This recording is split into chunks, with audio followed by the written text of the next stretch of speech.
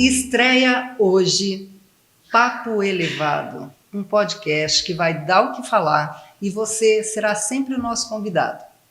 Estamos aqui com duas ilustres pessoas e nós vamos agora apresentar o Éder Marques, que é o idealizador desse podcast, empreendedor. Porém, não é só por aí não. Teremos muitas novidades por aqui e você vai ficar sabendo como, acompanhando cada episódio do nosso podcast. Éder, seja bem-vindo. Olá, Vilma. Obrigado. Primeira entrevista e ele está aqui com a gente como visitante, comentarista e fazendo parte desse quadro aqui que já é maravilhoso. Éder, a palavra é sua, seja muito bem-vindo. Muito obrigado, Vilma. Só esqueci do aluno, né? Que eu estou aqui mais como um aluno, como um ouvinte aí de vocês e realmente começar a desenvolver esse trabalho aí que nós tanto sonhávamos, né, Vilma? E chegou a hora. Né? Chegou a hora. De receber os amigos, receber as pessoas que a gente gosta para poder desenvolver assuntos interessantes aí.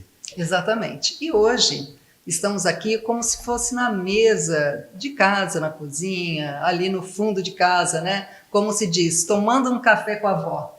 Então é muito tranquilo e hoje nós temos um visitante, o nosso primeiro entrevistado.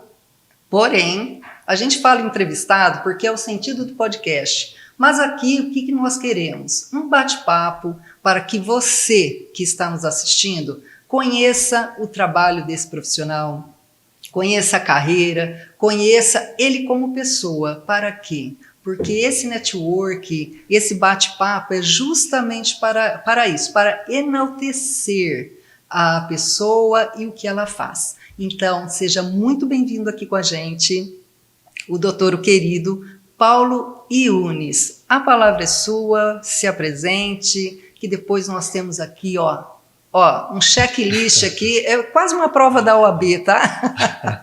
Então, seja muito bem-vindo, doutor, o primeiro do nosso episódio. Prazer, é uma honra para mim poder participar aí do primeiro programa de vocês e queria dizer que é sempre bem interessante esse tipo de bate-papo porque a gente pode, de uma forma descontraída, trazer temas que é de interesse da sociedade, é de interesse daquele que busca, né, por temas científicos, temas variados, temas que trazem e acabam instigando, né, quem está ouvindo e quem está conversando também. Então, para mim, é sempre muito prazeroso poder fazer isso, né, bater um papo sobre esses temas que a gente estuda no dia a dia, a gente conversa sobre eles e são temas que instigam mesmo a gente a pensar, a ler, a buscar, a conhecer um pouquinho mais, né? É isso aí. E para quem está conhecendo hoje, que não são alunos, para quem está conhecendo o doutor, a gente já vai mostrando aqui, quanta referência, além de advogado, é também escritor, é professor, e ele vai falar para nós, antes de eu entrar nesse assunto profissional, ele tem que falar para nós qual é o hobby dele, né? O que ele gosta de fazer, além de tomar um café. Então, doutor, vamos falar um pouquinho de você, né? Tem muita história, então a gente vai pesquisando um pouco mais sobre a pessoa, mas qual é o seu hobby? O que você gosta de fazer quando não está dando aula e quando não está advogando? Meu hobby é a leitura, né? É o que eu mais gosto de fazer. Gosto de ler bastante e não só a leitura de temas técnicos, né? Mas livros técnicos, mas também uma leitura diversificada, porque, queira ou não, eu vejo que hoje o que a gente precisa mesmo na nossa atuação como advogado, como professor universitário também, é buscar expandir um pouco mais, né, o raciocínio. E essa expansão do raciocínio ela só acontece se a gente busca uma leitura diversificada, né? Então a literatura me atrai bastante, mas obviamente, né, a gente também tem outros prazeres, né?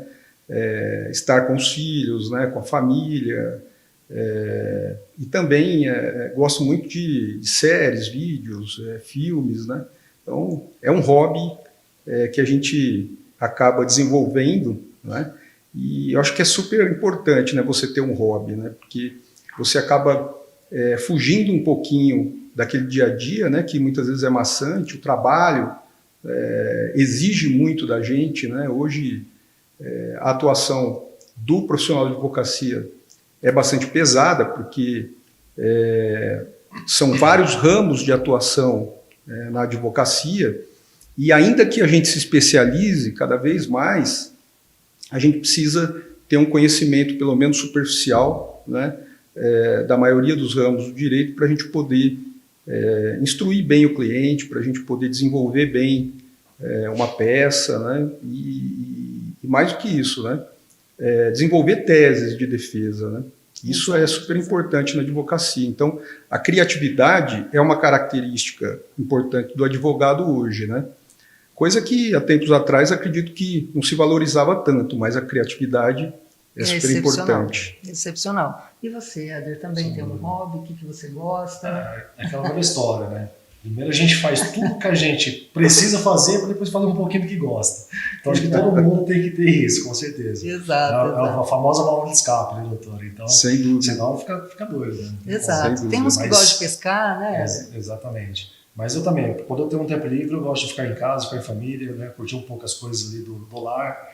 É o nosso hobby predileto. Porque até então a gente nem fica em casa. Então, no final de semana, qual é o seu hobby? Ficar em casa. Exatamente. Que coisa, hein? Hoje a correria né, faz com que a gente busque, né, um pouco mais de tranquilidade.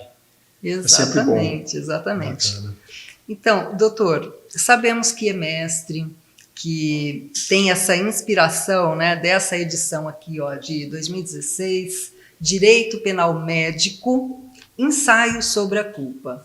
Então, vamos entrar um pouquinho, né, no detalhamento desse livro, que eu achei, inclusive peguei para ler, muito interessante. Inclusive, eu comentei com ele. Cumpriu o compromisso, né, meu? Cumpri o compromisso, perfeito, inclusive, tem até algumas anotações aqui para o próximo que o doutor emprestar.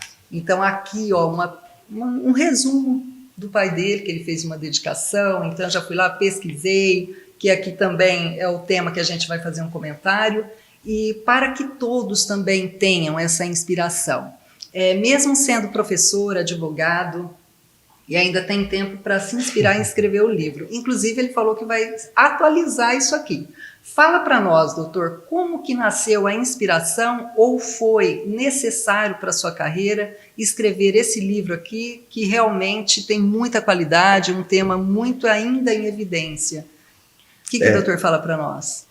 Antes de entrar no tema, viu, Éder, eu vou quebrar o protocolo, né? Apesar de não existir nenhum protocolo, né? Aqui é livre. Mas a gente precisa consignar que a Vilma, né, antes, na entrevista anterior, ou seja, quando a gente bateu um papo sobre fazer esse podcast, ela disse que queria ler o livro. Né? Eu trouxe o livro, não foi? E ela assumiu o compromisso de ler o livro, exatamente, né? Exatamente. Em alguns dias. Exatamente, em alguns dias, né? E ela é uma leitora voraz, né? Como ela já havia passado para a gente também. Então, é um papo de alto nível mesmo, é um papo elevado. É um papo elevado, legal, como diz o nome. Aliás, a nossa logo maravilhosa, não é? De cair o queixo, né, Éder? Ficou bacana. Perfeito. Todo mundo foi dando ideia, e a gente tem um camarada aqui na empresa que, se não fosse aquele papo elevado ali para cima, porque ele é da área de produção, ele falou, peraí, se é elevado tem que ter realmente exatamente, o sinal ali. Então, muito legal. Linda a nossa marca. Muito legal. Muito apropriada. Exato. Bom, em relação ao livro, né, a inspiração veio de casa. Né? Então, meu pai era médico, já é falecido, mas ele fazia questão da gente conhecer como é que funcionava, né, a atividade médica, e a gente via isso dentro de casa, porque o médico não tem hora e não tem dia, né, para atender, né, até porque a dor, né, o sofrimento também não tem hora e não tem dia, nem local. Então a gente via muitas vezes meu pai atendendo as pessoas, né, que vinham até em casa ou até mesmo no laboratório, onde ele atendia bastante também, nos hospitais, né. E quando eu fui fazer meu mestrado, na PUC de São Paulo, eu resolvi desenvolver um tema que pudesse, né, trazer alguma proximidade com as ciências da saúde, né, as ciências médicas. mais especificamente. E foi exatamente isso, né? Como a minha disciplina era de direito penal, lá na PUC de São Paulo, eu acabei desenvolvendo o tema da responsabilidade penal do profissional de medicina, né? E na responsabilidade penal do médico, o que mais acontece no dia a dia é o delito culposo, né? É o crime culposo, porque o médico ele não tem a intenção, obviamente, de ocasionar o dano, né? Sim. Ele não tem a intenção de matar ninguém, de tirar a vida de alguém, lesionar alguém, enfim. Portanto, a culpa ela se encaixa perfeitamente aí à medida em que não exige essa finalidade, né, na conduta do profissional de medicina, mas o profissional de medicina é desatento, desatualizado, o profissional de medicina negligente, imperito, né, imprudente, ele vai incorrer, ou ele pode incorrer numa dessas modalidades de culpa, né? E acabei desenvolvendo esse instituto, né, com esse foco, né, o Instituto da Culpa com esse foco na conduta do profissional de medicina que acaba incorrendo numa prática culposa de um delito. Os delitos são muitos, né, que o médico pode incorrer, mas os principais são dois, né, o homicídio culposo e a lesão corporal culposa.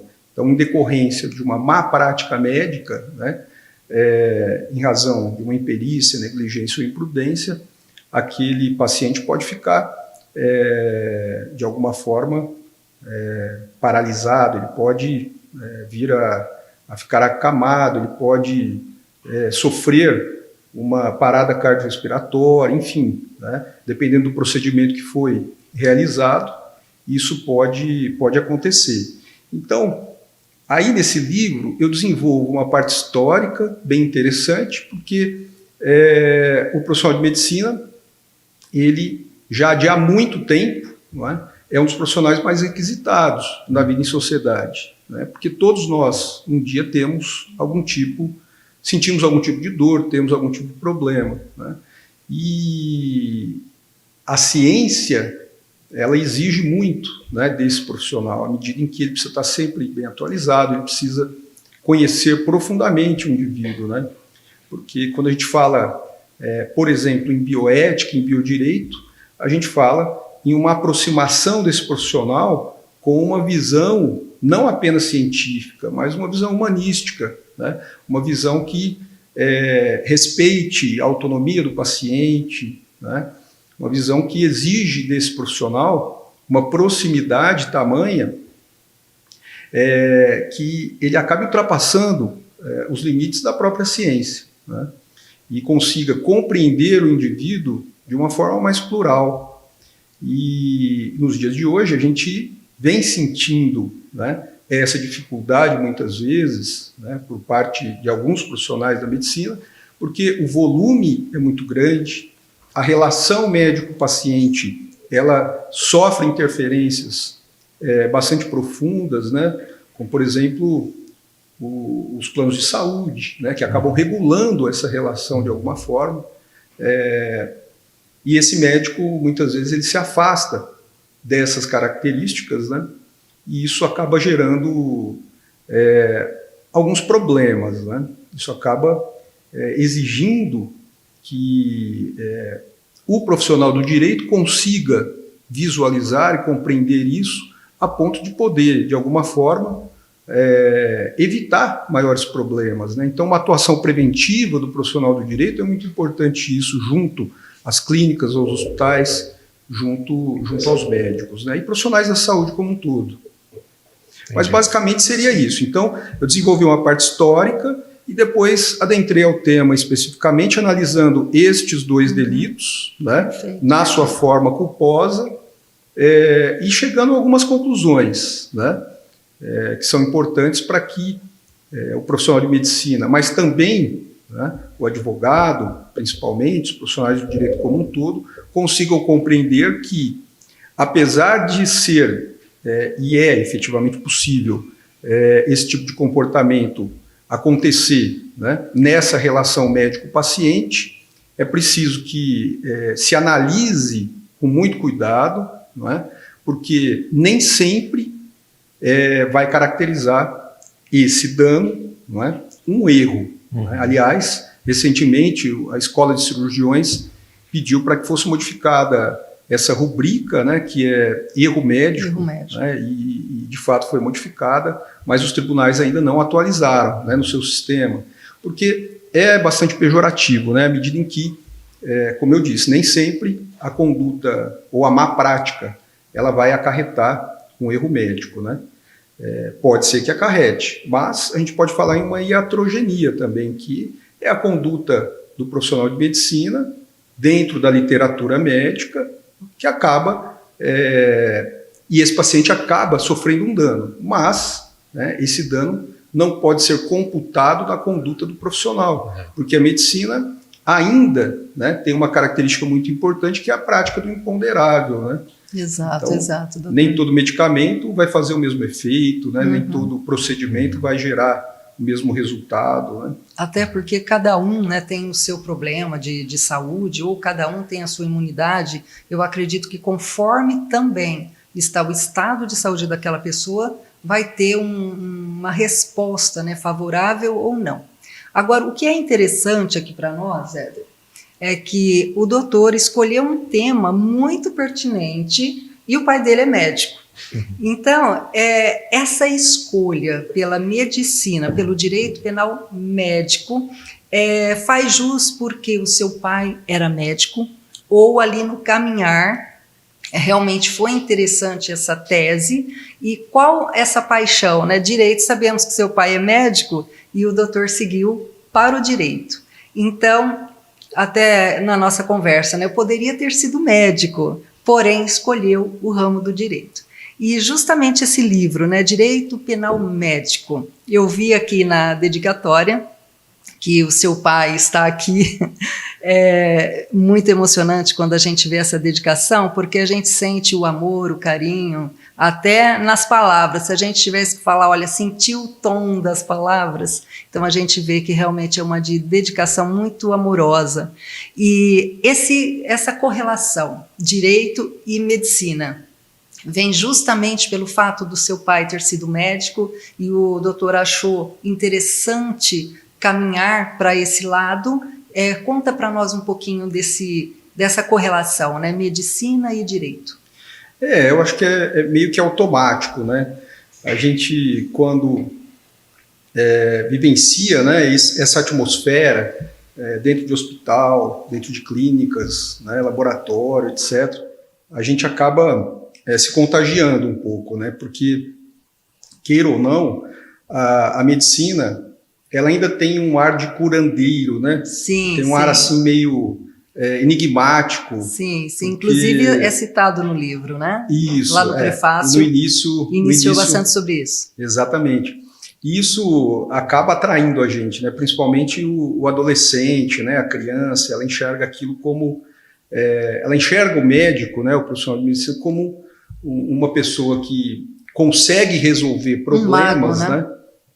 Que jamais ela imaginaria que pudessem ser resolvidos muitas vezes, né? Porque a dor ela acaba mascarando, né, a visão da gente, e a gente já logo aumenta as coisas, já logo se preocupa, né, demasiadamente, e o médico vem e às vezes com um medicamento, né, às vezes com um procedimento ele consegue resolver as coisas com uma facilidade tremenda, né? Remete ao super-herói ali, remete aquela figura tipo de resolver tudo. Vai resolver minha vida. Mas é muita ciência envolvida, né? Então a gente sabe que o desenvolvimento aí da medicina, e hoje principalmente com as novas tecnologias, né?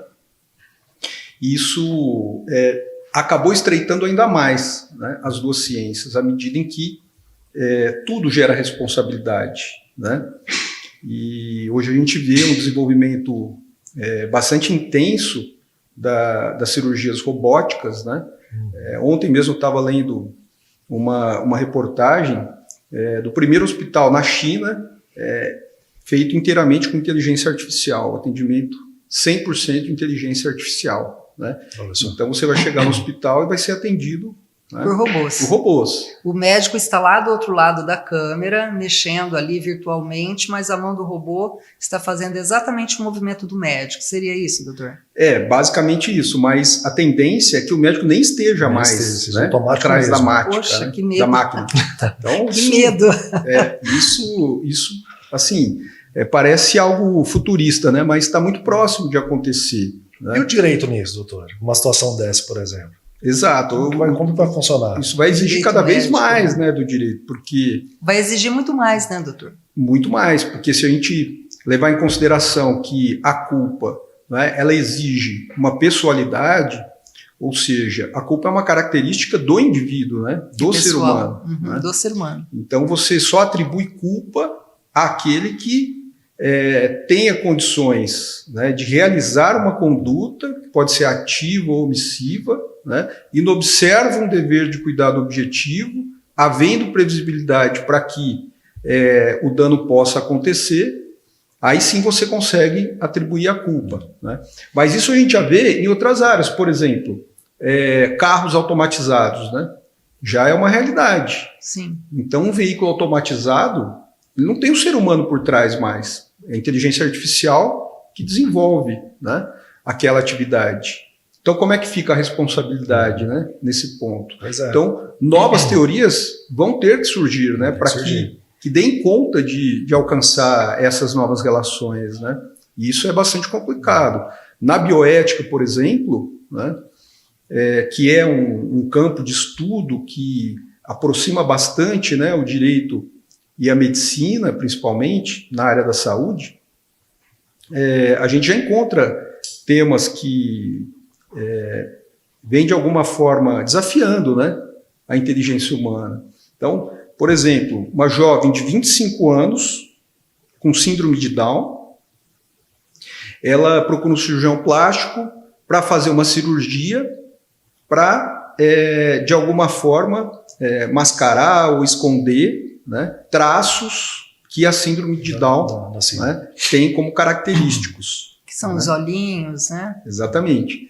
E aí a família é contrária à cirurgia, e aí vem o questionamento, que é o questionamento bioético. Né? Ela tem esse direito? Ela não tem esse direito? Né? Então, parece uma situação difícil. Bastante complexa. Complexa. Não envolve vida, né? É muito complexo. Não envolve a tecnologia aqui, né? Mas é uma situação que exige, né, desse profissional de medicina um conhecimento um pouco mais aprofundado relacionado à ética, né, na sua profissão. Só que ele não vai encontrar isso nas normas especificamente, né? Então, ele vai ter que buscar um profissional do direito para que ele possa ser orientado, porque, caso contrário, isso pode trazer algum tipo de responsabilidade, ou pode gerar algum tipo de responsabilidade, se ele, né, der autonomia total a esse paciente e for contratado para realizar aquela cirurgia, ou, pelo contrário, né, ele disser a esse paciente que, pelo fato dele possuir ou dela possuir aquela deficiência, né, a pessoa possuir aquela deficiência, ela não teria autonomia para decidir, né? Então, são muitos casos que a gente vem vivenciando atualmente. Outro caso também que aconteceu muito na pandemia, que a gente viu na televisão, nos meios de comunicação em geral, principalmente na Itália, né? A escolha de Sofia, né? Ou seja, quem que vai usar o respirador, né? Quem tem direito? A pessoa mais nova, a pessoa mais velha, a pessoa que fez alguma coisa em vida que pudesse dar a ela algum título, vamos dizer assim, de ser uma pessoa mais importante, porque ela atuou em prol da coletividade, ou uma pessoa que não tenha tido tanta oportunidade ou tanta atuação, né, na vida de sociedade, ela estaria em pé de igualdade com essa pessoa, né? Então, são escolhas complicadas. Então, vamos imaginar um transplante de coração, né? 3 pessoas compatíveis. Né? Um é o primeiro da fila, o segundo e o terceiro. Né? Mas a expectativa de vida para cada um, após o transplante, é totalmente diferente, né, de um para o outro. Então, o primeiro da fila tem 30% de expectativa de vida, o segundo da fila 80%, o terceiro 50%. Né? Qual escolher? Qual escolher? Exato. Mas outras características de cada um. Né? Inventou, né, ou descobriu algo que modificou muito a vida em sociedade. Né? Então, é um expert, né, naquilo que ele faz. O outro é um ajudante de pedreiro, com todo respeito, mas, né, não tem a mesma expressividade, né, que aquele teve. Né? Então, o outro já é uma pessoa idosa, com 82 anos de idade, né? O ajudante de pedreiro tem 45 anos de idade. Então, são características... Qual critério usar? Exatamente. Então, a gente vê essa dificuldade. No caso do aborto, por exemplo, a gente também vencia isso. E o aborto... o caso das mulheres que estão grávidas, naquele momento do nascimento, qual vida escolher? Então, pelo que nós sabemos, né, não sei aprofundo no direito, mas diz que salva a vida da mãe e não da criança. É muito complexo isso, né, doutor? Bem complexo. O Código Penal fala em salvar a vida da mãe, né? Salvaguardar a vida da mãe em detrimento da vida do nascituro. Também em relação à mãe que gerou, né, via crime sexual, né, uma vida, mesma coisa. Também se dá preferência à vida da mãe em detrimento, né, da vida do nascituro. Então pode ser realizado o aborto nessas situações. A questão da anencefalia fetal, também uma decisão lá do STF, definiu que é possível, né, a realização do abortamento no caso de fetos anencefálicos, né, que não tem a menor condição de sobreviver, né, vida extrauterina impossível. Inclusive então, disformes, doutor, quando detecta ou não tem um bracinho ou não tem uma perninha, quando acontece isso, mesmo assim, olha, só não tem um braço ou não tem uma perna, mas está perfeito com todos os órgãos, mesmo assim é permitido que nasça? Não é permitido. Ou melhor, não é permitido o abortamento. Sim. Não é permitido o abortamento. Né? O abortamento só nessas situações. Né? A do aborto precedente, a do estupro precedente, ou qualquer outro crime sexual, né, que possa levar à gravidez, né? A questão da anencefalia fetal e o risco de morte da mãe, né, se a gravidez for a termo. Então, dá preferência para a mãe aí, em detrimento da vida da criança. E a mãe que escolhe, doutor? A mãe, a palavra é dela, ela tem autonomia para isso, mas obviamente que se ela não tiver condições ali naquele momento, né, é importante que se siga a lei. Né, porque isso pode... Então o direito é que vai imperar. É o direito que vai decidir. Né? E isso está no Código Penal. Agora, o STF está discutindo, né, a questão da possibilidade de se definir por lei uma outra autorização para o abortamento, no caso de até 12 semanas imotivadamente. Né? Então, uma gravidez de até 12 semanas imotivadamente, e as 12 semanas ela leva em consideração a formação da coluna vertebral, né, da medula, né, enfim, até ali entende-se que o feto não sentiria dor, né, então por isso as 12 semanas. Vários países são adeptos, né, e a variação de critérios para se determinar esse abortamento no mundo todo é muito grande. A gente vai encontrar muitas legislações distintas, né? Algumas autorizam até a 20ª semana, né? Outras proíbem totalmente, né? Então, se você pegar os países islâmicos, né, a proibição é total. Países ocidentais você já encontra uma diferenciação bem grande, né? Então, a gente vê que esses dilemas éticos, né, que envolvem a medicina, eles vêm exigindo cada vez mais do profissional do direito para que ele possa, de alguma forma, sugerir, né, o desenvolvimento de novas legislações. O mínimo que precisa acontecer é a discussão. Né? Então, para se chegar a esse julgamento do STF, muita discussão aconteceu, muita discussão. Vale a pena ingressar na internet, buscar e ver os dois lados, né? Porque você vai encontrar bons argumentos, né, dos dois lados. Certo. Desde a questão da autonomia da gestante, né, porque é o seu corpo, né, Sem dúvida. que está ali. Além da questão de ser um problema de saúde pública no Brasil, né, o abortamento, que ele acontece, né, clandestinamente. E muitos, né, doutor? E ele acarreta muitos problemas, né, na clandestinidade. Até o outro lado, né, e esse feto, ele não tem, né, ou ele não teria o direito de nascer, não teria uma autonomia, né? Então a discussão vai longe aí. Se a gente misturar o emocional com o direito é complexo. Né? Então, tem uma curiosidade, Paulo, não nesse tema específico, mas no modo geral, né, falando de direito para a medicina. A ética e o direito estão lado a lado ali ou algum sobressai? É uma questão bem interessante, porque a ética, o direito, né, os costumes, né, são campos distintos, mas a gente vai encontrar um direito bastante permeado pela ética, né, à medida em que ele é construído com base, né, em temas éticos, né, nas questões relacionadas aos costumes, à cultura, né, de cada povo. Então, por isso que você encontra essa variedade muito grande, né, de uma nação para outra.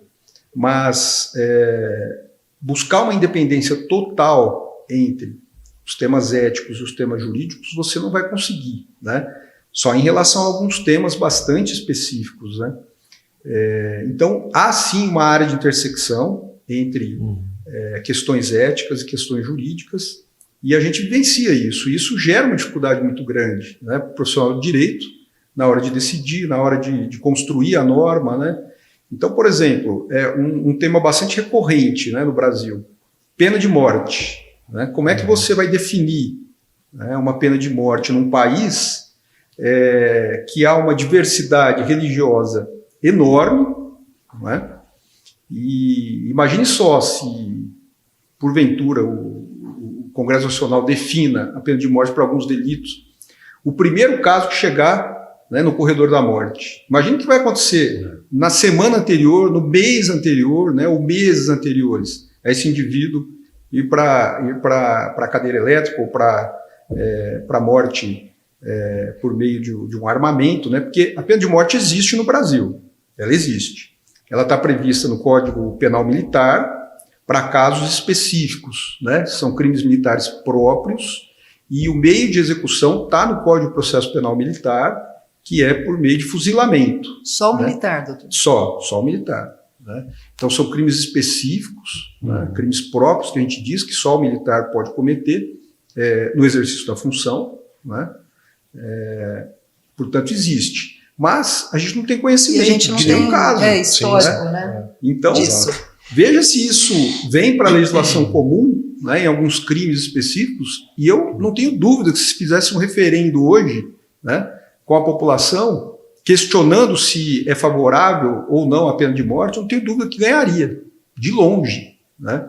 Porque a população está cansada, né, de ver tantas mortes, né, tantos crimes, e Exato. a gente até meio que compreende que já estamos sendo governados pelo crime organizado de alguma forma, né? Estou dizendo governo federal, estadual, municipal, né? A gente tem conhecimento de que o crime organizado ele já se dissipou, né?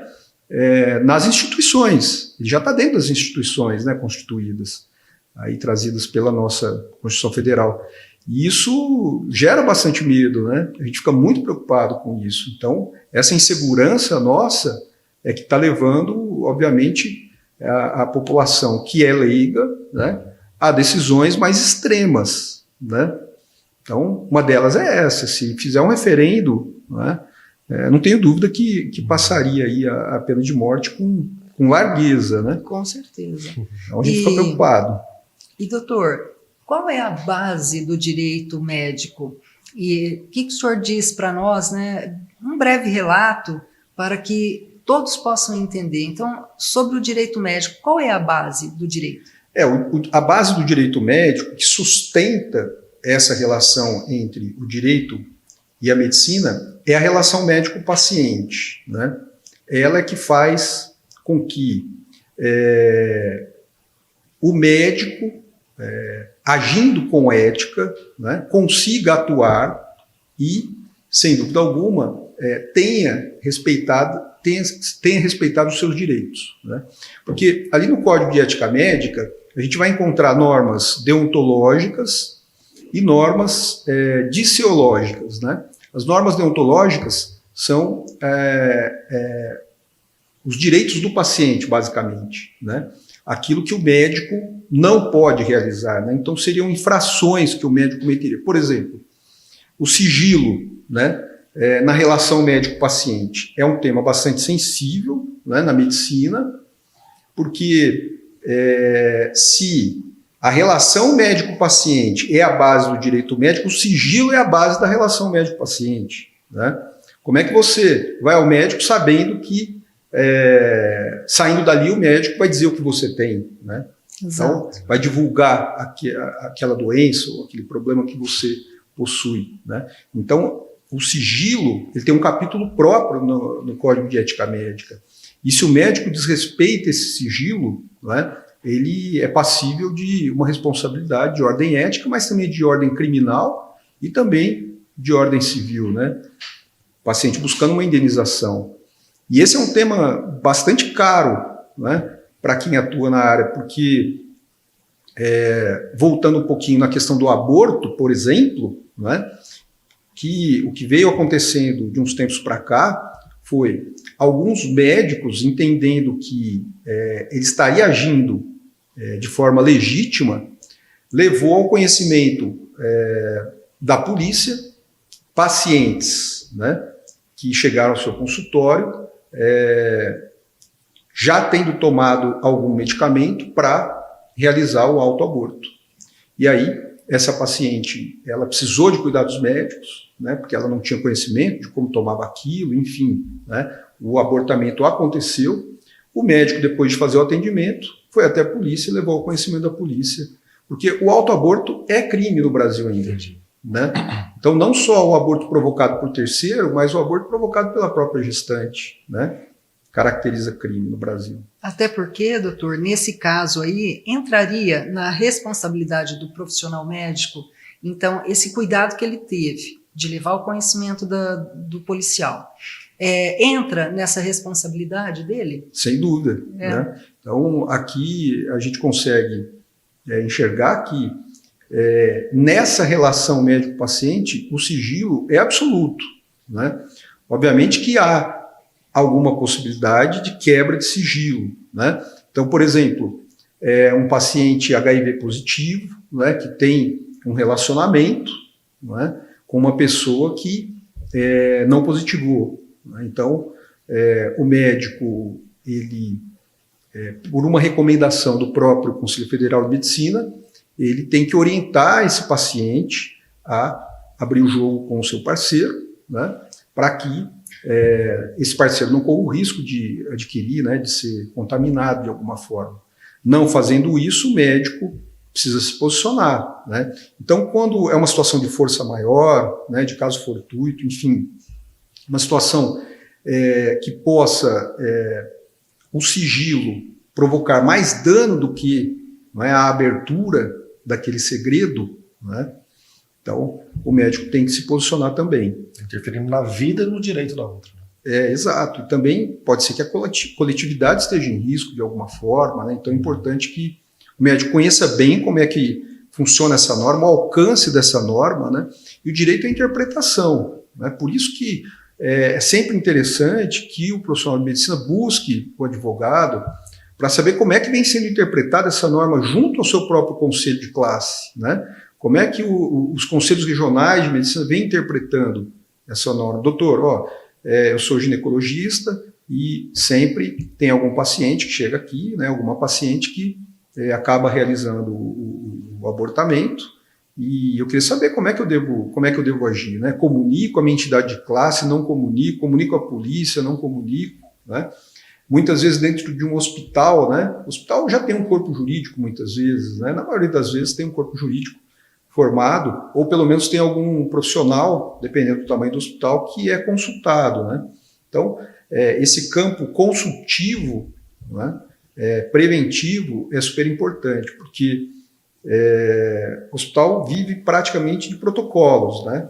Então, esse profissional ele vai checar esses protocolos para ver se eles estão em ordem, se estão caminhando direitinho, né?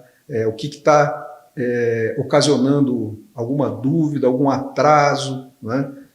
Enfim, é importante que o advogado ele se especialize, né, nesses temas, nessa área, ele busque uma especialização, porque a temática é bastante vasta, né? Ela não se resume só às responsabilidades do profissional, que seriam a penal, a civil e a ética, mas também alcança muitos outros campos, né? Como, por exemplo, a própria saúde complementar e suplementar, né? Hoje a gente vê um demandismo muito grande, né? Contra os entes públicos e também contra os convênios, né? Dos pacientes que buscam a aplicação de um direito, muitas vezes, em prol de um tratamento, de um medicamento, né? Então, há medicamentos aí de alto custo, né? E o convênio muitas vezes nega, né, a cobertura desse medicamento, ou situações que envolvam também pessoas com deficiência, né, que buscam algum tipo de tratamento, que não tem ainda, vamos dizer assim, alguma evidência científica, mas que o paciente já teve uma melhora muito grande, né, realizando aquele tratamento. Então, a gente vê que são vários temas, né? Basicamente, assim, esses três são os que estão mais em evidência, né? As responsabilidades, a ética e a bioética e a questão da saúde na nossa Constituição, também, né? Exato. Porque a Constituição Federal, ela diz que a saúde é um direito do paciente, um dever do Estado. Sim. Isso está consignado na Carta Constitucional. Então, cabe ao Estado, não é, suprir essa necessidade, né? E é um dever seu. Então, o Estado é muito demandado hoje. Quando eu digo Estado, é município, o Estado, a União, né? Uhum. E há sim um corpo jurídico nesses entes públicos, né, para poder dar esse suporte. E isso vem trazendo muitos dissabores, né? Porque a gente fala em uma judicialização da saúde, né? E hoje já se fala em desjudicialização da saúde, né? À medida em que vem se exigindo desse profissional do direito, principalmente o magistrado, né, que é quem vai decidir, um suporte, né, de conhecimento específico que ele não possui. Não estou preparado para isso. Então, a perícia é uma prova super importante, né? A perícia oficial é uma prova super importante, isso demanda também que as partes constituam assistentes técnicos, né? Porque, por vezes, nem sempre a perícia, ou a perícia pode ser questionada, muitas vezes, né? Então, cada vez mais, o profissional do direito, principalmente o advogado, ele tem que buscar essa especialização para poder saber o que ele está dizendo, compreender melhor o que ele vai pedir, né? Enfim, são muitas regras aí nesse sentido, né? Exato. Inclusive, doutor, a gente está falando aqui do aborto e outras questões, mas também, de vez em quando na mídia, sempre aparece aquele assunto da paciente que foi até o ginecologista e ali pode ocorrer realmente que o médico tenha se aproveitado da ocasião, mas também tem aquela má interpretação da paciente. E aí vem a pergunta, né? E o direito de defesa desse médico? Porque se ela é uma pessoa mais fechada, de repente, ou por vergonha, ou tem os protocolos no ginecologista de ter ali uma assistente junto, de repente naquele dia não estava. Então tudo isso é observado, né, para ver se realmente houve a negligência ali naquele momento, se a paciente só quer um momento de fama para conseguir uma indenização. Então tem também esse lado aí da defesa desse médico, que é o direito dele. Ele tem todas as responsabilidades, mas ele também tem esse momento de defesa favorável a ele, não é, doutor? Tem N situações. E Vilma, a rede social hoje, ela expõe de tal forma esse profissional que, por vezes, ele vai perder toda a clientela, ele vai ter dificuldades seríssimas né, relacionadas ao desenvolvimento da sua profissão. Por vezes é um profissional que já tem uma carreira, né, formada, consolidada, né, tem uma clientela bastante regular, e isso a gente está vendo todos os dias, né, todos os dias. Então, até que ponto essa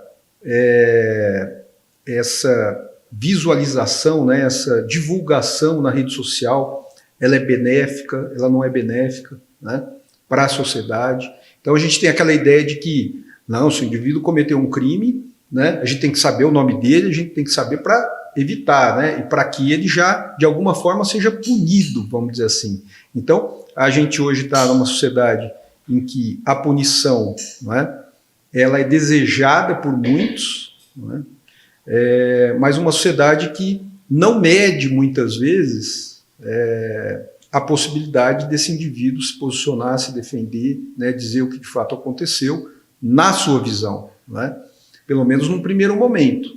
Então, essa punição, ela é imediata, né, ela tem um alcance muito grande, coisa que até uma punição formal não tem esse alcance muitas vezes, né, porque, por vezes, pode ser que se determine até um sigilo ali naquele processo, porque pode envolver questões de exposição do próprio paciente, né? Então, uma questão sexual, como a Vilma citou, né? Uma questão que envolva idoso, que envolva uma pessoa com deficiência, que envolva um menor de idade, né?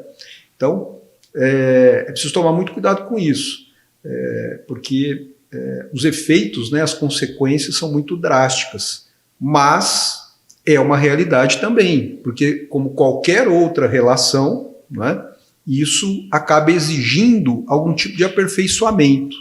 Então, esse profissional hoje, ele busca, por meio das recomendações, né, do CFM, do CRM, dos CRMs estaduais, ele busca atender esse paciente com um outro profissional, né, uma enfermeira, um técnico de enfermagem, enfim, né, para que ele evite, ou pelo menos previna, a possibilidade de algum acontecimento, algum dissabor nesse sentido.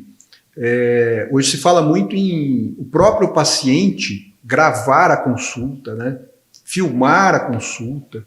Então, há muitos questionamentos nesse sentido, né, há posicionamentos distintos também, né, sempre a anuência, né, da parte contrária é importante. Então, hoje a gente tem um documento médico super importante na relação médico-paciente quando é judicializada, que é o termo de consentimento livre e esclarecido, né? Então, hoje o profissional de medicina, ele não deixa de utilizar esse termo de consentimento, porque ele vai sentar com o paciente, vai esclarecer, vai dizer, olha, essa cirurgia tem esse risco, né?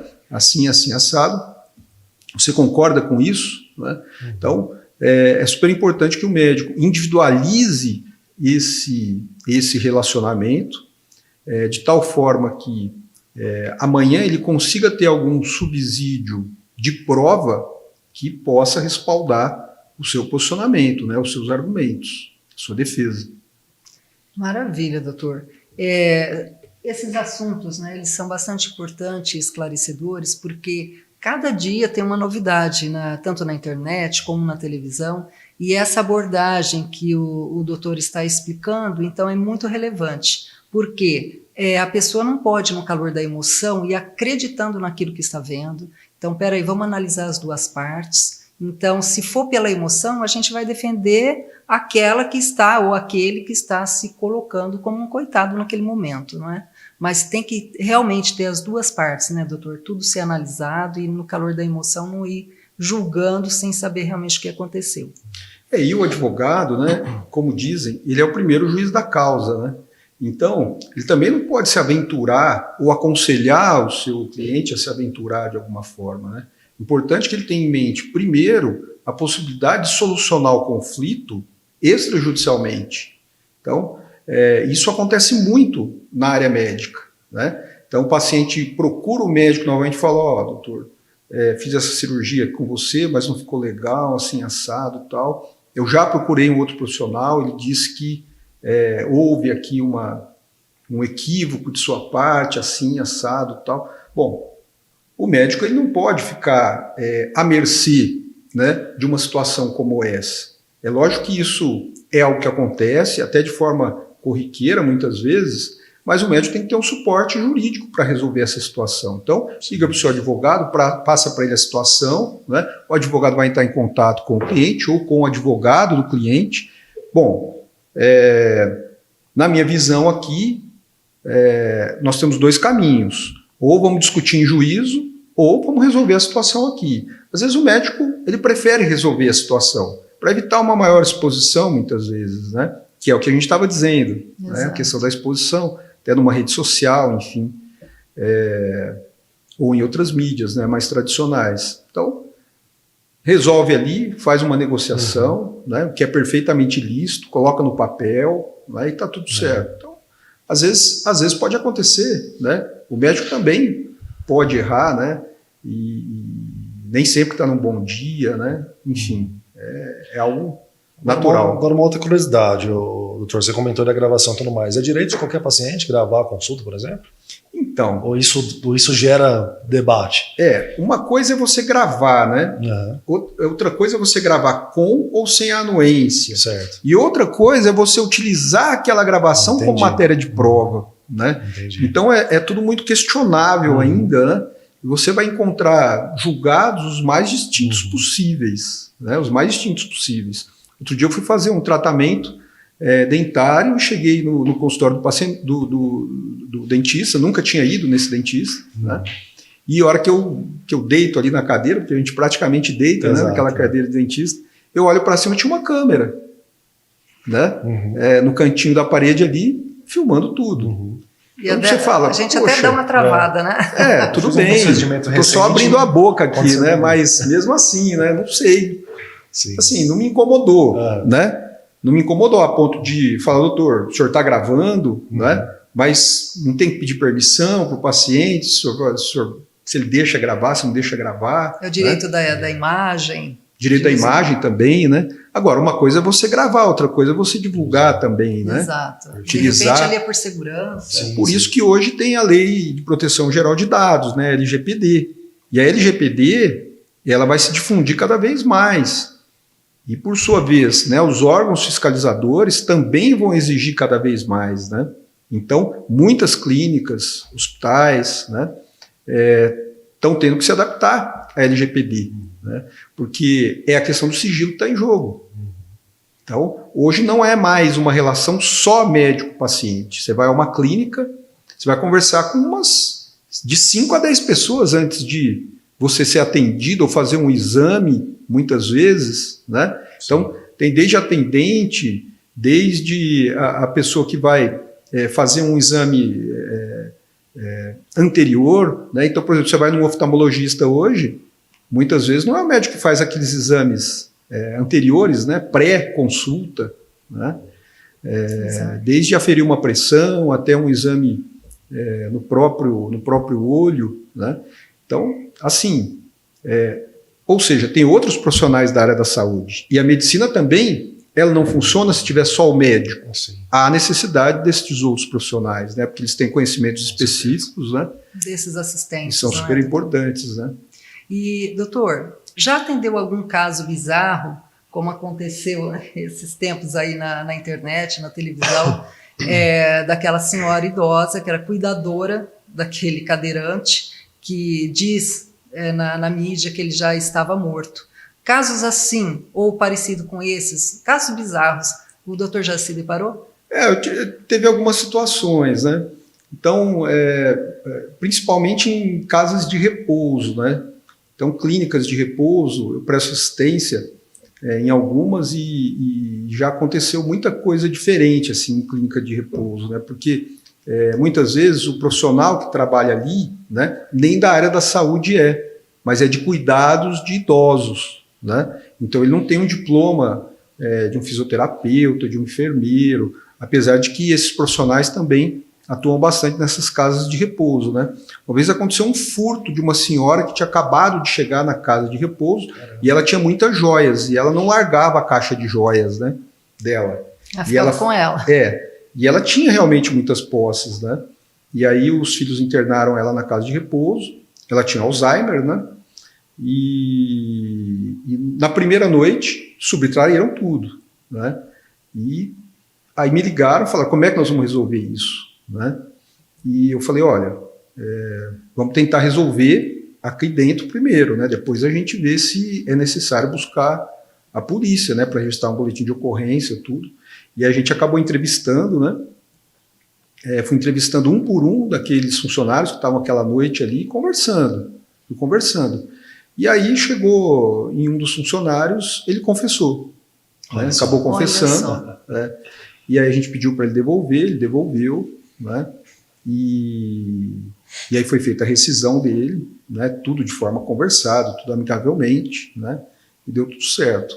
Mas tem situações assim estranhas mesmo, né? Que acabam envolvendo o paciente, e a gente precisa tomar muito cuidado, né? Para não expor esse paciente de alguma forma, né? Porque na casa de repouso, né, nas clínicas que cuidam de idosos, né, também há uma prática, vamos dizer assim, de se acomodar num mesmo quarto 3, 4, às vezes até mais idosos, né? E pode ser que aquele idoso fique exposto de alguma forma, ele não goste de ficar daquela forma, né? Mas tudo tem custo hoje, né? Então, a saúde não tem preço, né? Mas ela tem custo. Então, isso gera, muitas vezes, um desconforto também, né? Naqueles que vão, de alguma forma, prover, né? Isso é muito difícil. Mas as situações acontecem, né? A gente tem que ter um pouco de bom senso, né? E um pouco de prudência, né? Na hora de tomar uma decisão. Às vezes a gente acha que está tomando uma decisão de acordo com a lei, né? Mas está totalmente contrário, né? Ao que a lei diz, principalmente essas situações que envolvam a bioética, né? E o biodireito. Isso vem trazendo muita dificuldade para os profissionais do direito, né, na hora de instruir. Por isso, a importância em se buscar um conhecimento mais específico. Então, nós temos a lei de biossegurança, né, a gente tem a legislação relacionada à pessoa com deficiência, né, hoje há uma divulgação muito maior, né, de tudo isso, né, então, hoje tem uso de cordões, né, para identificar uma pessoa que tem uma doença oculta, né, que tem uma síndrome. Inclusive, doutor, tem se falado muito do direito do autista. Inclusive, as pessoas que o acompanham, né, seja na escola, seja até no cinema. Então, tem se falado muito do direito do autista. Então, inclusive, dele e das pessoas que o acompanham. E está em evidência também, né, doutor? Sem dúvida, e se a gente for parar para pensar, né, isso sempre aconteceu, só que a gente ainda não tinha essa consciência, né, do tanto que a gente poderia estar fazendo mal para uma pessoa que possui uma doença oculta ou uma deficiência, uma síndrome, né. Então, outro dia, uma colega advogada me ligou, né, indignada que ela pegou um voo de São Paulo para cá, e uma senhora estava com um menino, né, e ele estava usando um cordão, né, que identificava que era uma pessoa que tinha uma síndrome, né? Então é aquele cordão que parece um quebra-cabeça, né? O desenho de quebra-cabeça no cordão. Sim.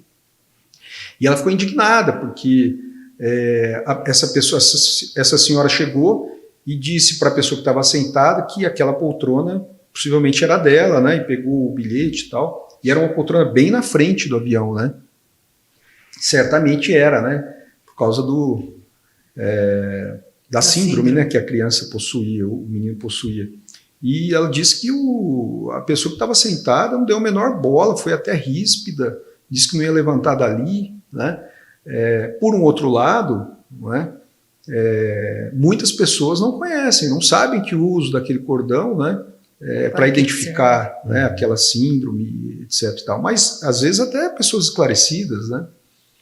Então, a divulgação é importante, né? O posicionamento, né, principalmente dos profissionais do direito, né, que têm esse conhecimento a respeito desses temas também é super importante. Né? E ouvir as pessoas que cuidam né, dessas pessoas que possuem essas síndromes. E por que não ouvir as próprias pessoas, né? Isso é super importante, porque são situações que geram, muitas vezes, um desconforto muito grande nessas pessoas, e elas precisam que alguém, né, se posicione por elas, né? Exatamente. E nós estamos aqui conversando, se deixar, doutor, a gente vai ficar até meia-noite. Com certeza. Então, uma dica para quem está nos assistindo, você que ouviu tudo isso e ainda tem dúvidas, o doutor aqui vai deixar as redes sociais dele, vai falar do seu escritório, né, doutor? Então, você que é tanto da área da medicina, como também da área do direito, está começando agora, tem dúvida, quer bater o maior papo, um papo elevado, sobre o que nós conversamos aqui, sobre diversos e diferentes assuntos, seja na área do aborto, seja na área do assédio, seja por negligência médica, por erro médico.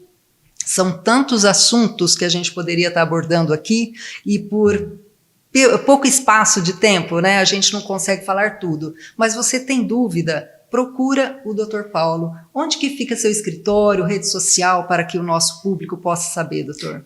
Na advocacia a gente também tem uma ética que regula a nossa publicidade. Que né? não pode estar falando, mas... Como eu já atuei bastante também, não, podemos falar sim. Né? Mas tem uma restrição. Então, eu sou advogado aqui em São José do Rio Preto. A minha rede social no Instagram, pessoa física, é Paulo_Yunis, com Y. Esse a gente pode acessar, né? E doutor? O meu telefone pode, sem dúvida. E o telefone do meu escritório, isso a gente pode divulgar também, é 3305-6555. Né? É o que a gente pode divulgar. Certo. Né? Agora, curiosidade, doutor. O que não pode ser publicado, falado pela ética do direito? É até bom esclarecedor aqui. O que não se pode divulgar? A gente teve uma repaginação, uma reformulação do provimento que regula a nossa propaganda e publicidade em 2021. Né? E esse provimento, ele traz algumas restrições, né, que já existiam e abriu um pouco mais essa possibilidade da gente fazer a nossa publicidade. Então, por exemplo, se você pegar a Avenida Juscelino Kubitschek, ali próximo ao Shopping Iguatemi, você vai encontrar alguns outdoors lá de profissionais de medicina, né, que estão chamando a atenção. Né? Mas sim, você vê algum advogado? Não, principalmente na área estética, né? Exatamente. O que mais tem. Mas advogado não, por exemplo, advogado não pode ficar em outdoor. Ele não pode usar as mídias televisivas, rádio, né? E também esse tipo de divulgação por outdoor. Mas nas redes sociais ele pode, né, e deve, porque é por ali que realmente hoje a gente tem um alcance muito grande para divulgar, né, o nosso trabalho. E, portanto, eu vejo assim, alguma restrição é importante, né, porque senão a coisa desanda, vamos dizer assim. Sim, né? Banaliza. Banaliza, né? Mas é isso, basicamente... Ô Paulo, e só para a gente, né, tentar agregar de alguma forma, a gente sabe que São José do Rio Preto é referência à medicina, acho que diria no nacional, né? Exatamente. Tem muitas coisas que acontecem aqui, muita gente vai estudar aqui e tudo mais. Qual que seria a principal dica assim, para um profissional da área de saúde falar assim, não, isso aqui é importante ficar atento? Teria alguma coisa para ser falado ou não? Boa lembrança, viu, Éder? Isso a gente divulga muito, né? Nós participamos e fizemos, né, atuamos num congresso que teve aqui em São José do Rio Preto, em 2019, foi o primeiro congresso de direito médico que foi realizado aqui. Eu, o professor Sérgio Nogueira, que idealizamos e realizamos, né, esse congresso aqui. Nós trouxemos nomes do direito médico do Brasil todo, né, professor Miguel Kfouri Neto, que é desembargador do TJ do Paraná, né, o professor Eduardo Dantas, lá de Pernambuco, a professora Luciana Dadalto, que é uma autoridade na temática do paliativismo médico, hoje, que é um tema super importante, aí, vem trazendo muitos questionamentos, né? dentre outros profissionais que falaram bastante aí sobre esses temas de direito médico especificamente. E o que nos chamou a atenção realmente foi a baixa adesão dos profissionais de medicina, Olha só, né, ao Congresso. Olha só. E mais devagarinho o médico vai vendo que é super importante ele abrir essa frente de trabalho para o advogado que tem essa especialização, né, porque ele pode evitar muitos problemas. Então, vamos imaginar uma clínica hoje de reprodução humana assistida, né?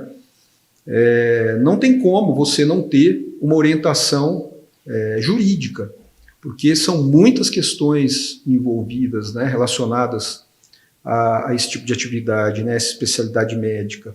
Ela avança a cada dia, né, todo ano tem alguma coisa nova envolvendo esse tema, né, e não só essa especialidade, né, muitas outras especialidades vêm exigindo, por exemplo, cirurgia robótica.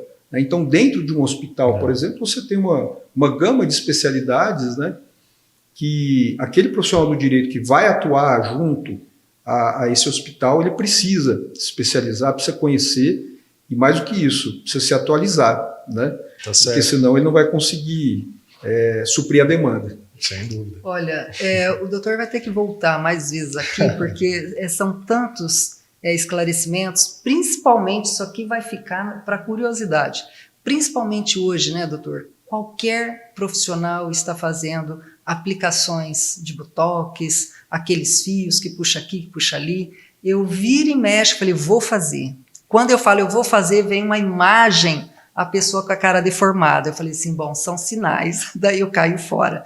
Mas hoje em dia, né, doutor, tem muitos e muitos profissionais fazendo isso, e quem está aqui do outro lado com a imagem a todo momento, seja no Instagram, no Facebook, nas mídias sociais, então enche os olhos por essa busca louca pela vaidade, por estar mais jovem, mais linda, mais bonita, né? E eles também estão nessa pegada. Daí, de repente, você olha todo mundo igual. Então, isso também o direito cuida, né, doutor? Porque pode ter o sucesso, mas passando o tempo, você vê que vai acontecendo casos e casos ali. Então, o direito também está muito antenado para esse lado, né, da beleza.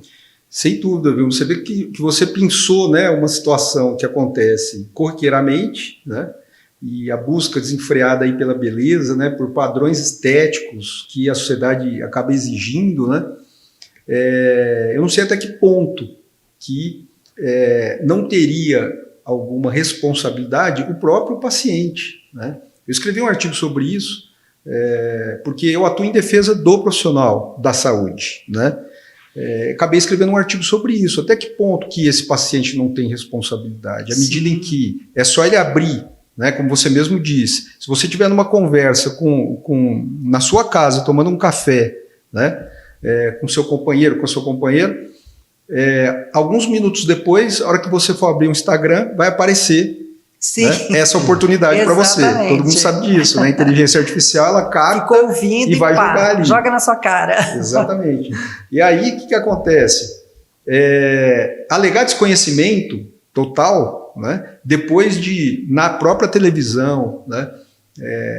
Na própria mídia social, aí, a gente vê, nas redes sociais, a gente vê inúmeros casos, né, envolvendo profissionais, até mesmo médicos, né, realizando determinados procedimentos, não alcançando algum sucesso. Não estou dizendo que necessariamente tenha acontecido ali em razão de uma culpa, né, desse profissional, mas muita gente procura, pelo preço, um profissional que muitas vezes não pode realizar aquele procedimento. Então existe uma lei, a lei do ato médico, né, ela define ali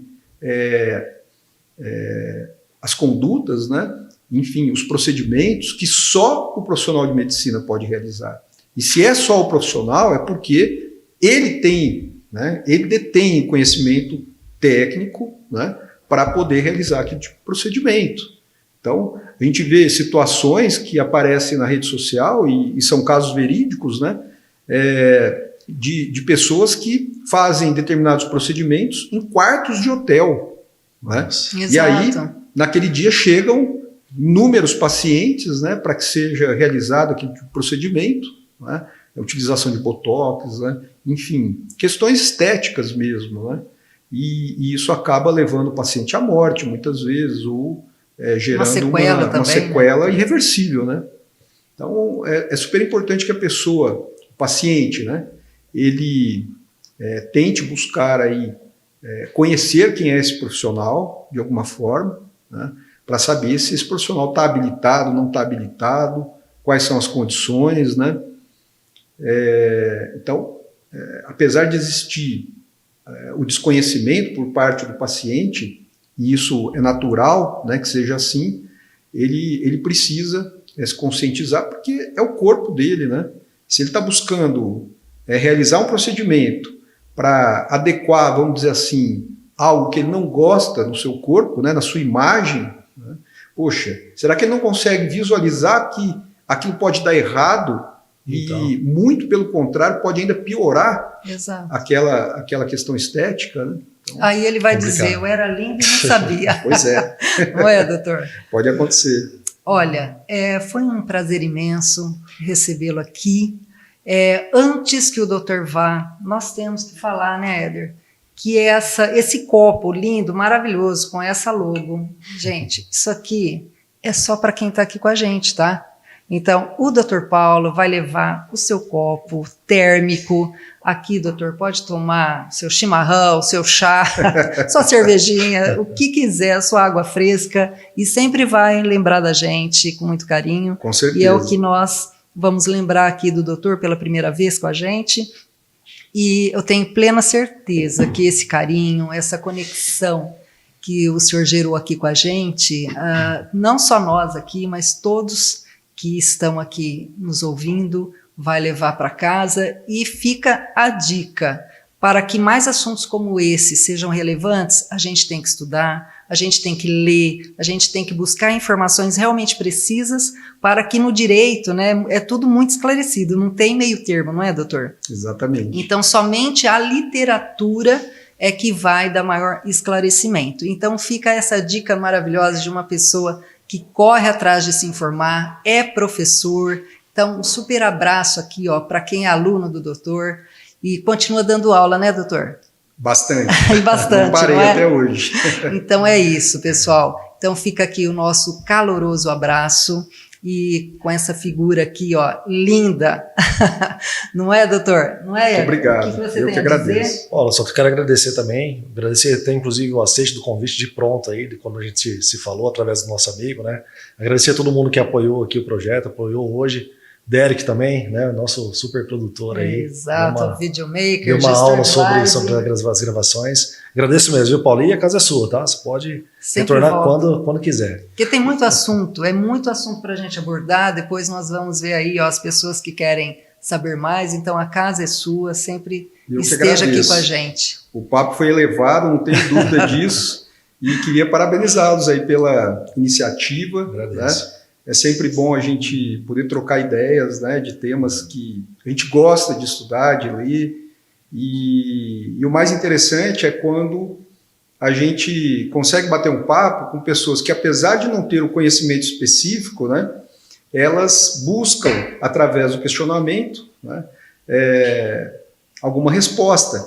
E isso é importantíssimo, né, porque todos nós, né, cada um tem o seu conhecimento, tem as suas vivências, né, os seus valores. E quando há essa troca, né, de conhecimento, todos crescem, não tenho dúvida em relação a isso. Então, eu te agradeço, Éder, também, pela oportunidade. Para mim é uma honra poder ser o primeiro a participar aqui do podcast. E com certeza. E esse livrinho aqui está levantado porque ele vai sofrer aqui alterações, porque, como dissemos aqui, o Dr. Paulo, ele estuda muito, então vai ser revisionado, né? Vai ter uma revisão aqui e eu tenho certeza que eu vou ganhar um. Não tem, pode contar com isso. Não então é isso aí, olha. Papo elevado com Dr. Paulo Yunis, o nosso primeiro, eu digo assim, nem entrevistado, o nosso primeiro visitante aqui da casa. Exatamente, é isso. Então seja sempre bem-vindo. Muito obrigado. Eu que agradeço. Um abraço. Valeu. Obrigado, doutor. Até uma próxima. Até a próxima.